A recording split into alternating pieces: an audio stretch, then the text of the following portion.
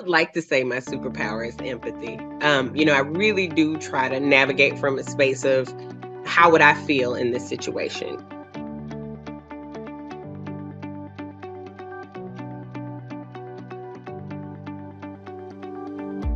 Hey guys, it's Matt Helton here with One Trust Home Loans, and this is a Serving Senior podcast. And we have another awesome guest for you today. We have Miss LaToya Gibson, and she's with Claiborne and Hughes, and they're a short-term and a long-term rehabilitation and nursing home for seniors.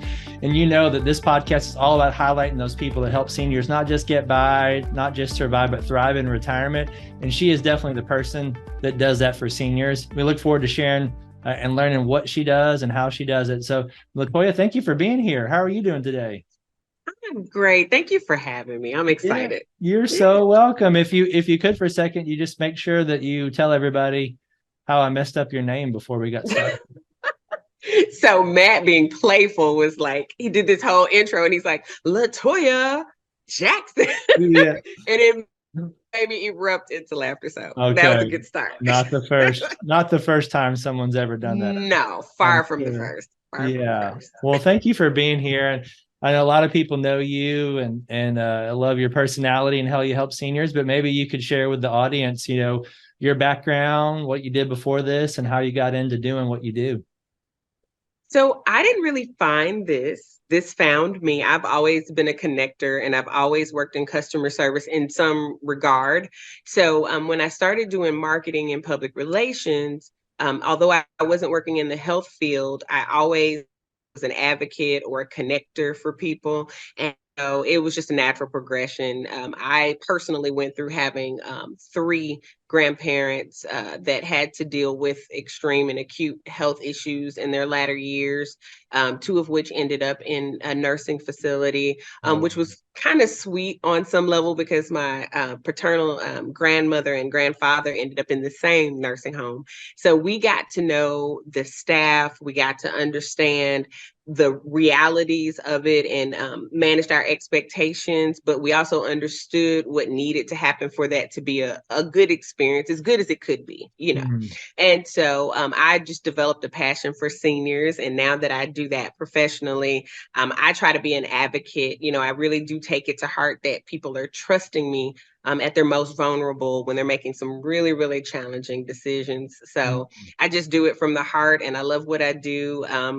As you see, I have no problem communicating. So anything in communications is fun for me. And then just marketing, something that I'm passionate about, is fun for me as well. I came from being a publicist, working for a chiropractor in marketing. And before I came here, I was working for an assisted living facility in the same capacity. So I've kind of navigated those senior spaces. I've sold Medicare insurance. So yeah, to say that I've worked with seniors is an understatement. Oh, wow. That's awesome. Now, where you live now and where are you from? I live in Franklin, Tennessee now, but I'm from Memphis, Tennessee. And I spent some years in Southern California and now I'm back in Tennessee and I love it. I absolutely love home. I'm glad to be home. Good for you. That's awesome. Yeah. What part of Memphis did you grow up in? I grew up in what's called Fraser. It's close to Millington, but it's kind of wedged between North Memphis, which is kind of the downtown area, and then Millington and the Atoka area. So yeah, that's where I grew up. We were there. My parents moved there. I think I was 2. So yeah, 40 something years. Oh, we'll edit that part out. Please do. No, I'm just kidding. No, I'm proud to have made it to this age. Thankful. I'm trying to get where my seniors are. That's awesome. That's great. Well, I know that there's a lot of people and there's a lot of businesses in senior care and helping seniors, but I'd love to hear maybe what separates you from other people. Maybe share with us like your superpowers, I guess you could say, and what makes you stand out in these crowded fields. I would like to say my superpower is empathy. I really do try to navigate from a space of how would I feel in this situation? Because a lot of people that I encounter aren't necessarily seniors either. Sometimes it's, a husband or a wife whose spouse has had a serious issue medically and they need help. But oftentimes there are seniors, and I try to be as patient and understanding as I would want Mhm. if it were me. And then I also look at, the technology divide, the information divide. So anytime I can be a resource or maybe connect them to information that they wouldn't be privy to otherwise, I try to do that. So I think that's my superpower, just being passionate. I know everybody's passionate, but I really do believe in what I do. That's great. Yeah. Yeah, that's great. And maybe break it down for us. What do you spend most of your time doing personally inside your business on a daily basis? I would say education. I would say education. I do that whether it's at the bedside at a hospital, whether it's over the phone. The challenge for all of us in senior care, right? Whether it's a nursing home, whether it's short term nursing, whether it's hospital acute care, whether it's in home nursing, medical or non medical, hospice. There are so many different facets to care, and sometimes it's just identifying what's the appropriate situation for someone, what'll work best for them. Ideally, we all would love to stay at home and, not have to change any part of our routine. But when life Right. happens and you have activities of daily living that you need help with, or you need medical devices or medical care, 24-hour care that you can't provide through a family member, coming to a nursing home might be the right move. If they have cognitive issues and they need to be in a secure location because they have elopement issues, a nursing home may be the right move for them. Alternatively, if they can afford to and it's not cost prohibitive, where they can be at home and they can get that kind of care, who wouldn't want to do that? So it's just identifying what works best for that person, helping them find payer sources, just being a conduit for information and helping them once they've got that information sorted out in a way that works for them. Yeah, Hmm. that's what I spend most of my days just educating on that. I think we talked a little bit via email about how one of the biggest questions I get is, I need, or my family member needs a nursing home. Do I have to sell my house? And so just talking about how we navigate that, what resources are available to them. That's what I spend most of my day doing. Wow. That's a Yeah. big deal. That's Yeah. awesome. Yeah, Yeah. and that empathy goes a long way helping them Yeah. work through that. Yeah, Yeah, that's awesome. it's no fun. Nobody wants to be in that space. Nobody wants to have to deal with that. But, as part of living, as you get older, it's more challenging, being able to care for yourself and making money stretch. You've got this finite amount of money, no matter how well you plan, and you've got to make it stretch longer. Your copays go up. You go to the hospital or doctors more often. So it's just so many challenges that are happening simultaneously that they have to navigate. And so I just try to help, wherever I can. And sometimes it's just putting them with the right person. I might not be Mhm. the right person, but putting them, getting them to the right person. If they're Yeah, trying to refinance their home, I might have to send them to Matt. yeah, So it yeah. just depends. Yeah. Yeah, that makes sense. Yeah, I Mhm. think the interesting challenge about what we're all dealing with and how we can all pull together and help is, unfortunately, as you get older, normally your income goes down Mhm. and And your the expenses go and up. the expenses go up, right? Because you're Mhm. used to living Mhm. in a house that's either paid off or you Mhm. have a small mortgage, right? And it's not four, five, six, seven, $8,000 a month. It's much lower. Next thing you Right. know, need care, and depending on the level of care, right, you could be at 2,000. I heard one the other day was a hospice situation where they needed like $10,500 a month until they passed. Was their monthly spend just on that? You know, Yeah. so that's where, so glad to be visiting with you, where we can help and work alongside of folks where we have the ability to offer them and give them, if they own a home, to give them money that they could use. Mhm. They still own their house. The kids can still inherit the house, but they have senior lending options through the FHA that they don't even have to make a payment on if they don't want to. Yes. And they'll still have tons of equity whenever they sell and whenever they pass. So just some unique resources out there. The challenge is we need great people like you to spread the word that there's options out there. And thank you for doing what you're Yeah. doing. Oh, it's my pleasure. It's so funny. These, and I say as an ironic, the generation that is hitting that senior wall now are the planners. They're the ones that squirreled away that money. They're the ones that made those investments. And they really thought that this period of their life was going to look a lot different than it is. And a Mhm. lot of things have changed. And so just helping them, one, come to terms with what is the reality, and then educating them on and demystifying a lot of things. So, Mm-hmm. of course, if you put someone in a nursing home in 1980, right? You put your grandmother in a nursing home in 1980, it's going to look very different than a nursing home of 2023.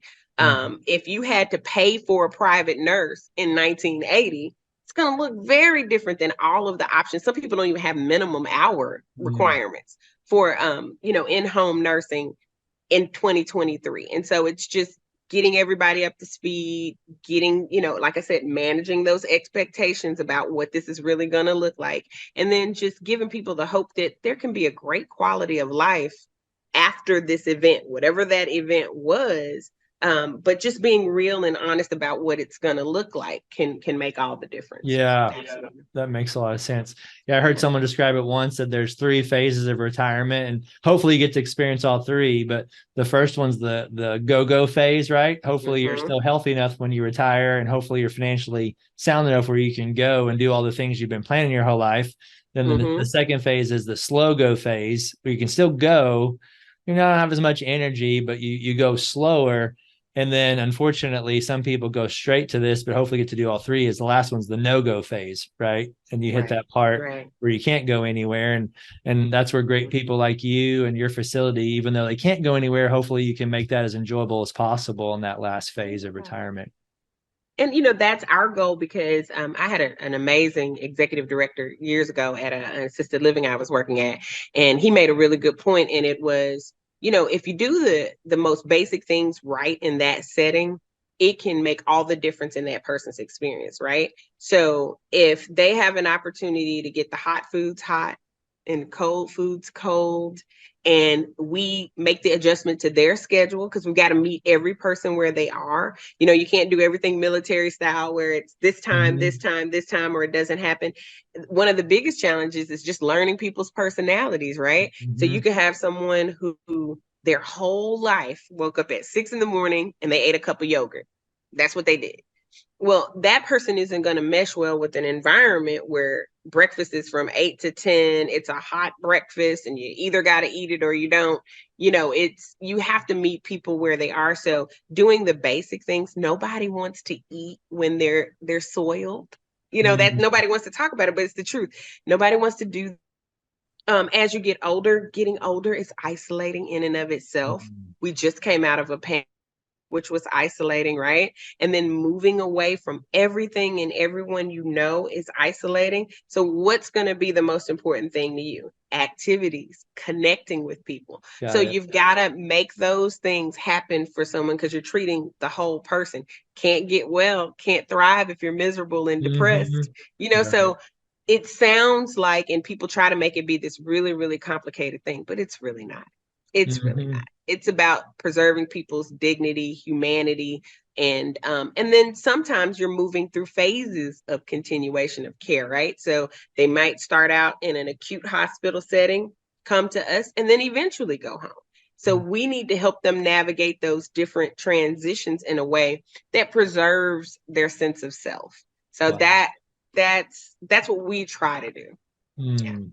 Yeah, that's awesome. That's a great way of putting it. I think you can give them dignity, right? And then it sounds like you also give their family peace of mind for knowing that there's people like you that are taking care of them when they can't take care of them themselves. So that's pretty awesome. Yeah. That's what, again, that's the goal. That's the goal. And none of these processes, none of these businesses are perfect.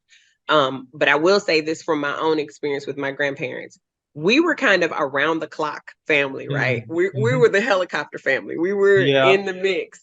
And part of that was not trusting the process initially, to be fair.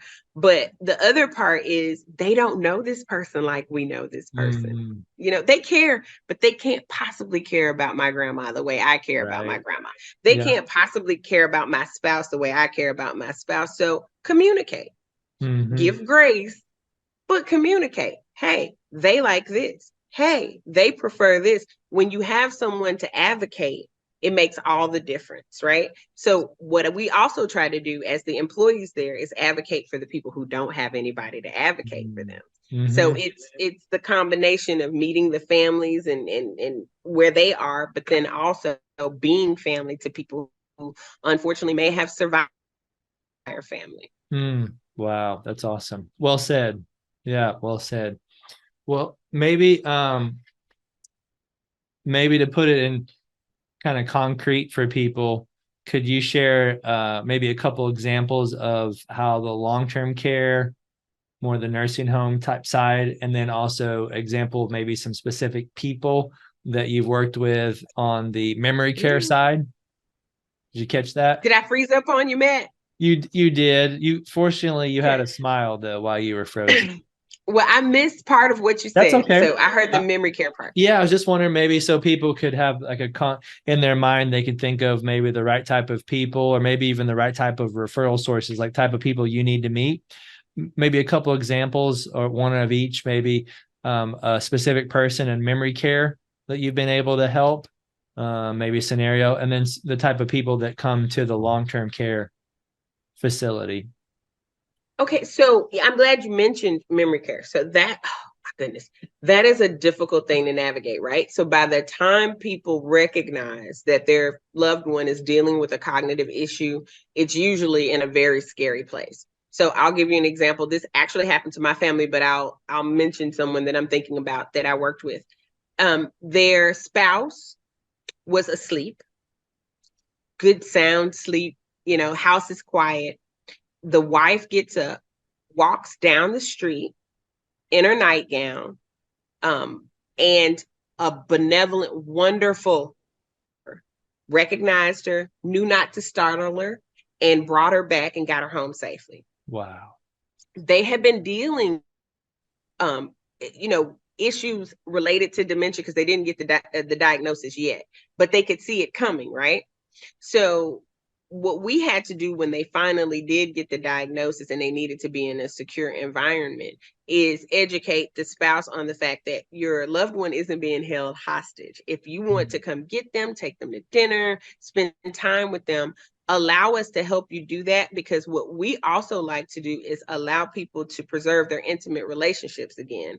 Because if you're warden, if you're nurse, if you're not getting sleep because you're trying to make sure that your loved one is safe and not eloping, it erodes your relationship, right? If you can't understand words, you can understand feelings. You know, the feeling of this person is tense around me and this person is a little bit agitated. And so it was causing issues with the relationship. They missed their loved one being able to be there for them, but then it was a lot of challenging issues for them as well. So them coming to stay with us in memory care was good for not only our patient, but it was also good for their significant other. They could show up with roses.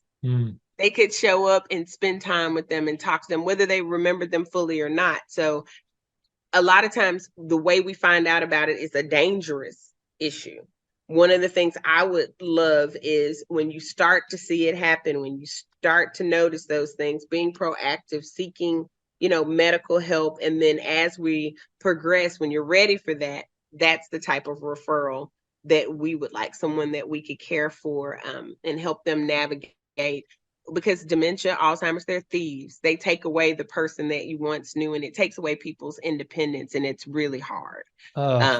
Yeah, so that's one of the scenarios where I feel like we really truly helped. Okay. That wouldn't have been a situation that would have been appropriate for in home, because just 24 hours they just wouldn't have had anybody to be able to yeah.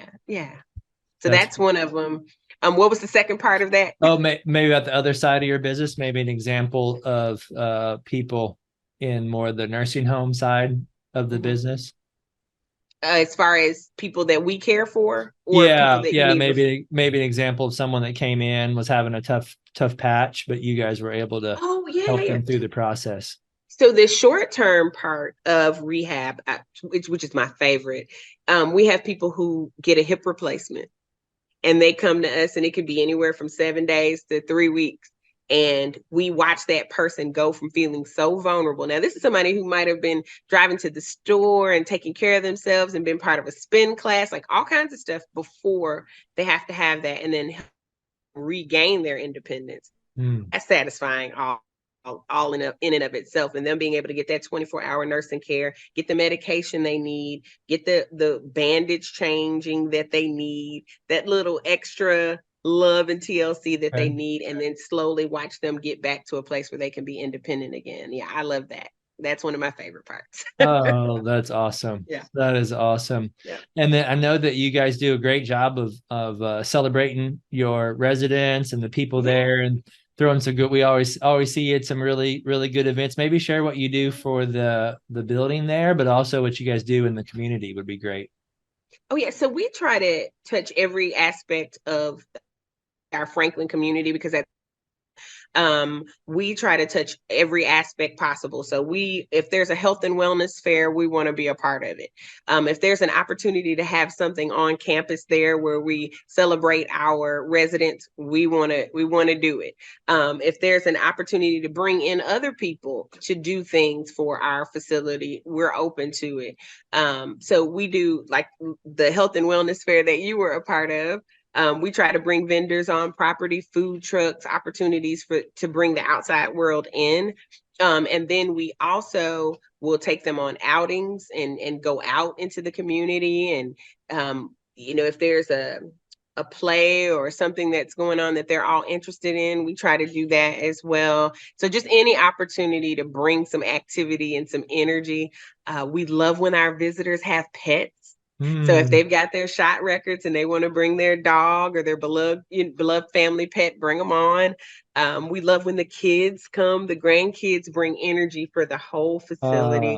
That's Yeah, we awesome. love that. And today we were just part of a health and wellness fair for 50 Forward, where we kind of Okay. share what we offer to the public, because a lot of people don't know that we have in-house hemodialysis. They don't know that we have a therapy gym on site.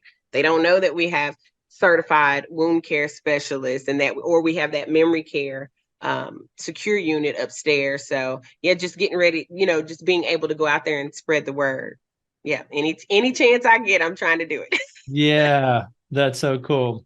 That is cool. Well, maybe share too some background on the type of people that also work at the facility or work for you guys. Maybe highlight a couple employment situations would be great Yeah, to so hear. we run the gamut. We have everything from our director of nursing to dietitians to nutritionists. We have registered nurses. We have CNAs. We have techs. We just any facet of the medical field we have represented at our facility. Like I mentioned, we have a certified wound care nurse. We have the dialysis techs that work in the dialysis den, as we call it, our cozy little space for them to get their dialysis treatments. We have occupational therapy, speech therapy, physical therapy there as well. So like I said, we run the gamut. If someone needs a psychologist, we have psychologists that come in and help. So yeah, if they need specialists, we have orthodontists. I mean, just everybody's represented at the facility. Absolutely. Because for our long-term patients, we actually are working in their home. That's their permanent residence. So Okay. we try to bring everything possible to them. We have a salon for them to be able to get their hair done. And our activities coordinator, Denise is going to kill me for calling her by name, but Oh no. she's big on doing Uh-huh. nails and All all that right. fun stuff. So yeah, Oh, got a that's little awesome. bit of everything. That's awesome. You got to Yeah, make them feel comfortable. If they're going to be there, yeah, they need to enjoy it. Yeah. yeah, Yeah, you guys do a yeah. good job of that. That's so cool. Thank you. Well, maybe if you could share just for the listeners some resources that you recommend. So maybe when you meet somebody, do you have any go-to resources if they're seniors or maybe people caring for seniors that you recommend? Yeah. So first and foremost, if they think that they're eligible financially, I would recommend applying for Medicaid.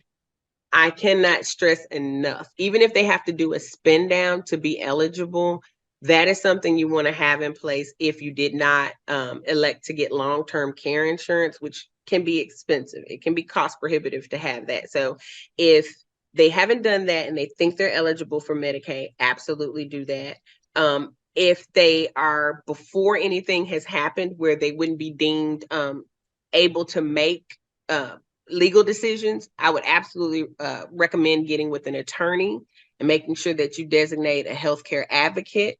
Make sure that you have a will and a living will where what your wants are right now. Have that conversation about resuscitation versus do not resuscitate and what that looks like. Advanced directives. I would also recommend that they get with someone like yourself and make sure that what money they have, they try to make that last as long as they can, or to grow it, because hopefully they have a lot of years ahead and they may have some expenses that they want to make sure are taken care of. If they've been diagnosed with a life-ending disease or disorder, definitely reach out to a hospice provider. There are so many wonderful things tied into hospice that can be your gateway into long-term care more easily. It can also be respite stay if the family needs a little break from caregiving. I would have them, if they need medical in-home care, reach out to an in-home care provider. If they need non-medical, if they just need somebody to come in and clean up or cook, reach out for that as well. So they could go for Tennessee, you could go to tennessee.gov or you could go to medicaid.gov and get that information on how to apply for those things. But just being as proactive as possible is what I would recommend. And then I can speak for my colleagues in Franklin. If you reach out to any of us, even if it's not our respective business, we will link you with people who can help you. Oh, that's awesome. Yeah, that's awesome. That's what I love about the senior care. It's kind of one of those things where the rising tide lifts all ships, and you kind of get the vibe that everyone works together. There's friendly competition, and a lot of the people that I know, they get as much business from other competitors as they do from marketing, because not everybody everybody can't be all things to all people, but also too that you guys have a limited number of beds, right? You're not always empty, right? And you can pass it around. So it's great you work together with everybody else in town. Absolutely. Yeah, that's awesome. Awesome to hear. Well, is there anything that I should have asked you that I didn't ask you? You know what? I just wanted to kind of get the message out about that resources are there. Even if you have a situation and you feel like it's too much to bear and that you just don't know how you're going to navigate it, trust me, even though your situation is someone has experienced it, and we may be able to help you get through it, or at least navigate it the best as possible with what you have ahead of you. So just don't stick your head in the sand and feel like, oh, I've just got to power through this situation. There are support groups here for people who are caregivers, and caregivers is one of the most thankless jobs ever. I applaud people who are doing that, and anything we can do to lighten that load, we will absolutely try to do. That's great advice. Well, I'm sure there's people out there that love your personality, your energy, and can tell you're shucks. Yeah. She's like, be quiet, keep it coming. But stop, but keep going. No, so if someone needed to get in touch with you as a resource, how's the best way to get in touch with you? Yeah, so they can always email me. It's my first name, LaToya, LATOYA. G is in my last name, Gibson, at CHHC. So Charlie, Henry, Charlie, Franklin.com. Also, they can contact me at the facility at 615-791-1103. Or they can call me on my cell phone. And as you well know, we live and die by our cell phone. So feel free to leave me a message or text message me at 901-605-9705. That's so cool. Yeah, thanks. And then just so they know, what areas of Middle Tennessee do you service? Yes. No, no, all of them. We do Williamson. We do Davidson. We have people who've come from Wilson, Rutherford. So what we find is, yes, geographically we're in this one space, but it may be more convenient for the child because they live in Franklin for them to come to us, or it may be more convenient for the parent to come to us. So it just depends. And then, like you said, with wait lists at other facilities that might be in your area, you might be able to get to us faster. Okay. Because time is of the essence when it comes to Yeah. short-term rehab for sure. So yeah, we see people from all over. Okay. So basically, if you're south of Kentucky and north of Alabama, come see you. Yeah, Huh? pretty much. We Okay. even get referrals from Kentucky. So yeah. That's Yeah. awesome. Okay. Well, that's all. Well, thank you for being who you are and helping out seniors the way you do. And we really do appreciate it. Yeah. Thank you so much for watching the podcast. Like I said, this is the Serving Senior podcast. We were lucky again to have another great individual that serves seniors at a high, high level. So thanks again, and be looking for further episodes. Have a great, great day. Talk to you soon. Hey, this is Matt Helton with OneTrust Home Loans, home of Retirement Mortgage Solutions. And we really do appreciate you checking out the Serving Seniors podcast today. Now, please go to the description down in the body of the podcast where you can subscribe to get future shows. Please click that notification button so you get notified when other shows drop. And also, if you can go to servingseniourspodcast.com, and we'd love to hear a comment about our show. We have a heart to serve seniors, and we have a heart to make sure seniors don't just survive retirement, don't just get by in retirement. We want to show seniors how to thrive in retirement. So if you know of anyone that's 55 and older that could use some extra cash flow, maybe the retirement's not going the way that they like, our retirement mortgage solutions are designed for folks, and depending on the state, they're either 55 or 62 and older, to make sure that they have that kind of retirement that they want. As long as they own a home and they're in a good equity position, there could be some solutions that they may not have thought about, or maybe they've thought of and they just didn't know how they work.